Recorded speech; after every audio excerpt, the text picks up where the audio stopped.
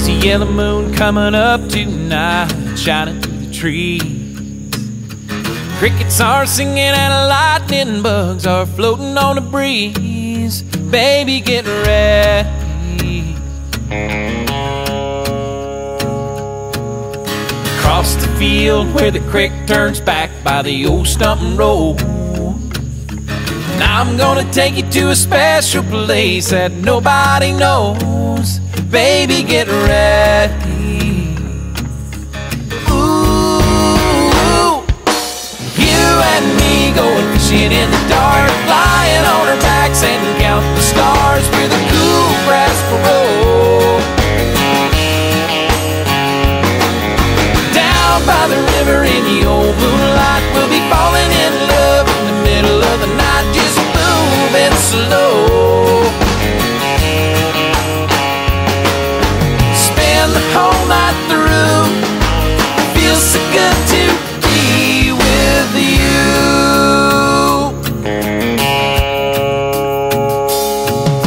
Spring is almost over and the summer's coming, the days are getting long. I've waited all winter for the time to be right, just to take you along. Baby, get ready. And it don't matter if we sit forever and the fish don't bite. We'll jump in the river and cool ourselves from the heat of the night. Baby, get ready.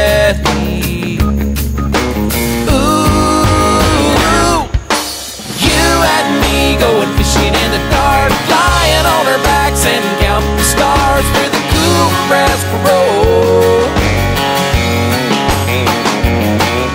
Down by the river in the old moonlight. Hey y'all, this is Dave. I guess about 3 or 4 months back, excuse me, I decided that I was going to buy an RV.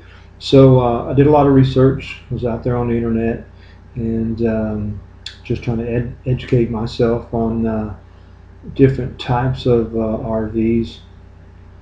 You know, used to be when I thought of RV, I thought of the old Winnebago type RV, and I knew I wanted one, but I wasn't exactly sure what I wanted to get, you know, what they were going for, things like that. So I started to do some research, and there's some good stuff out there, but you really got to do your research. I think the biggest thing that you have to take into consideration is what kind of RV are you going to buy.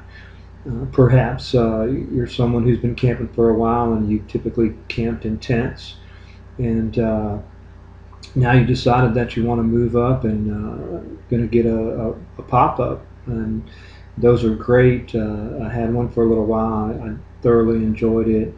But I definitely want to move up, and also want to be able to tow something with it. So for me, I bounce back and forth between an A class and a C class because I have to be able to drive it. I need to tow something. So again, I started doing research and got some pretty good information, and want to hopefully be able to share a little bit with y'all. I think the first real decision that needs to be made, once you've made up your mind what kind of RV you want, is whether you're going to purchase a new one or a used one. And I think there's some pros and cons for both sides of that argument. And new is always good, but obviously they're not cheap new, and they depreciate. You know, just like anything else, just like a car or a truck you buy. Once you drive them off the lot, they depreciate quite a bit. The upside is it is new. It's brand new. No one's ever driven it. They've got no miles on them. You know, it's nice to have new if that's in your budget. Unfortunately, it's not in my budget right now, but there's some good used stuff out there. You just have to take your time. And I'll tell you this, the one thing that I've learned, no matter what type of RV it is, whether it's a pop-up all the way up through an A class, is they leak. It's water intrusion. In fact, I spoke with a gentleman who's owner of one of the biggest RV dealerships in the United States, and he very candidly told me that your RV is either leaking, it's had a leak, or it's gonna leak. So do your homework, do some research. If you find something you're interested in, make sure you look it over carefully. Look for water stains. Your nose is a good tool. You can smell the mildew if it's been leaking.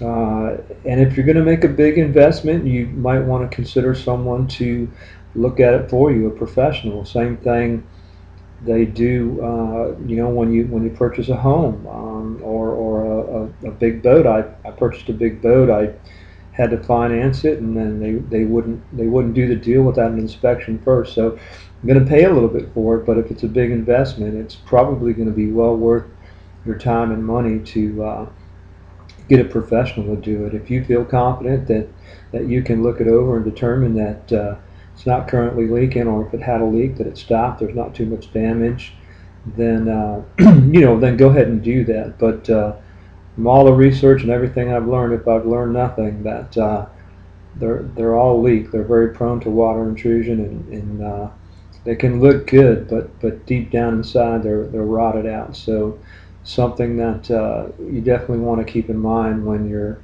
on the hunt for a used RV. So again, not to beat a dead horse, but unless you're talking about the top of the line, A-class diesel pushers, upwards of hundreds of thousands of dollars. These things leak, and you definitely need to be aware of that. So you don't get stung. Do some research on the internet. Google RV leaks or RV water leaks. There's a lot of good information out there, and probably one of the number one things, at least for me, that I would suggest if you're a first-time RV buyer, that you'll want to look at once you've decided what you want. I've bounced back and forth between a C class and an A class. There's pros and cons to both. I think I finally decided on a C class RV. Um, Unfortunately, 90, if not 95% of them are on Ford chassis. And don't get me wrong, I think Ford makes good trucks. I like Ford trucks, but uh, I've been working for a GM, for General Motors retailers, for the better part of 30 years. So I have more resources available to me on the Chevy side. I can get parts for just about cost. Um, I have access to special tools. I have the knowledge to do repairs and things like that. So that's been my challenge. The ones that I've found on Chevy chassis just haven't panned out. They've been a little bit out of my budget right now, or if they've been down in my budget, they've just been too much of a project. I went to Tampa a couple weeks back from Fort Lauderdale. I saw one on the internet. It was a dealer, and it looked real clean. It was an older coach, but the pictures looked good. We emailed back and forth. So I drove about 4 hours from Fort Lauderdale to Tampa to look at this thing, and it was junk. I mean, it was just. I don't think I would have taken it if they would have gave it to me. That's how bad it was. So, don't go by the pictures. You got to look at it. This one, all the tires were dry rotted. The mildew smell was real bad. So don't make any deals until you've seen it. I guess that's probably goes without saying. I mean, I don't know a lot of people that buy things sight unseen, but check it out. Look underneath them. Make sure there's not a lot of rust. Some of that stuff that's in the northern states, just like the cars, they salt the roads down, and that salt just eats up the bottom of the frame of the chassis. So same things for just like cars and trucks. If they're close to the beach too, that salt air will definitely wreak havoc on the undercarriage. So you got to look a little further. Don't just look at it and go, wow, it looks real good. You've got to look a little deeper and make sure everything's good. Another reason I decided on the C class, I think they're just a little bit easier to drive. I don't mind driving an A class. I mean, I've got mixed emotions, but definitely decided on a C class. I mean, uh, the A class, it's just a big old windshield and probably a lot easier to see out of. But I'm used to driving trucks and vans, and I think the biggest benefit for me for a C class is basically the overhead bunks. The bunk that goes out extends over the top of the cab. I like that. Some of the C classes, the same length as an A class, will sleep a couple more people because it does have that configuration where the bunk is over the top of the cab. So that's one of the deciding features for me. There's a few other. Again, it always comes down to personal preference. Another thing I would suggest is if you really decided that you want to get one, or maybe you've got a small one you want to move up, and I would highly recommend renting one, for a long weekend or a week or whatever, and get the feel for it. See how you like driving it in traffic and how it handles. You also have to be mindful of the length of these things because in my particular city, I can't have anything in my driveway bigger than 25 feet. I might get away with 26, maybe even 27, depending on how they wanted to enforce that. But legally, only 25 feet. I know some homeowners associations won't even let you have one in your driveway. And then the other side of that coin is you can put it in a storage yard, but down here in South Florida is very expensive. So you've always got to consider not just the initial expense of purchasing it, but what it's going to cost you to keep it and maintain it. Those things are also something that everyone should consider when you're thinking about purchasing an RV. Okay, so I guess I'm going to wrap it up here.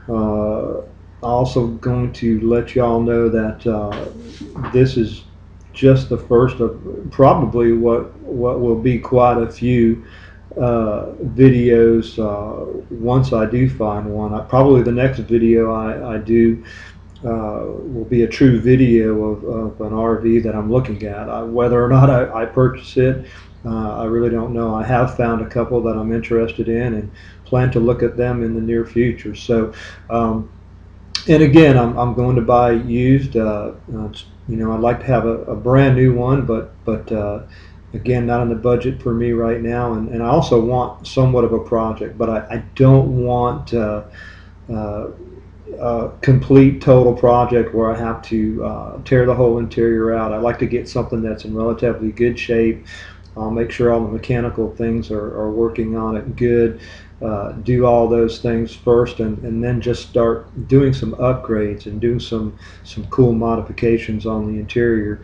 But so I'm looking forward to that, and I'll definitely post up some more videos of the things that I'm looking at, and obviously when I do find one that I decide to purchase, definitely make a video of that one. Okay, that's it, guys. I'll post them up, and we'll see where it goes from there. Happy camping.